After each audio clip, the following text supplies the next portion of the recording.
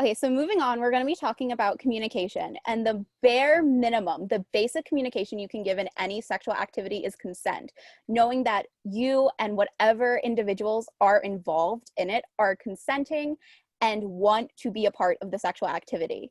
Going off of that, there's safety. So knowing any previous STI history, knowing any contraceptives or safer sex tools that you're using to prevent transmission of STIs.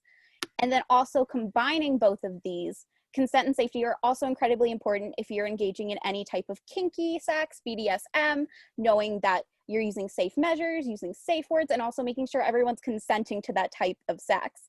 And then finally, we have pleasure. So making sure that you're having a good time when you're having sex is the most important part.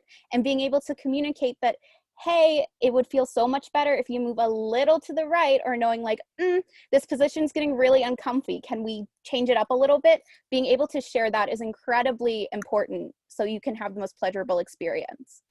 So, but going back to consent, we're going to learn how to make it epic. So E stands for enthusiastic. If you have a partner and you go up to them and you're like, hey, can I strip for you? And they're like, yeah, sure, whatever. That's not going to make you feel good, and it doesn't sound like they really want it. But if you go up to them, say, asking the same question, and they're like, yeah, definitely, can I strip for you? Can this be a thing? It makes you feel good, and it shows that they want it. Also, you want to make it personal. So consent is going to look different in a hookup situation compared to a relationship that you've been in for 5 years.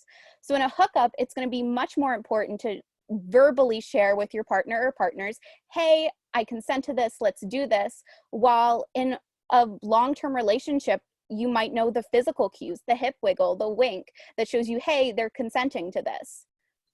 You also want it to be informed. So this goes back to safety. So knowing any STI histories, knowing what tools you're going to use, knowing what's happening, just making sure that everyone knows exactly what's happening during the sexual activity. And then finally, you want it to be continuous. Consent can be withdrawn at any point during the sexual activity. So making sure that that you and your partner or partners are continuously consenting to the activity is incredibly important. And then just here at the bottom, we have a couple more little things. So as I mentioned before, consent can be withdrawn at any point in time. You can't just get it at the beginning and assume you have it throughout. Consent must be freely given without coercion, and alcohol and other substances might impair one's ability to give and receive consent.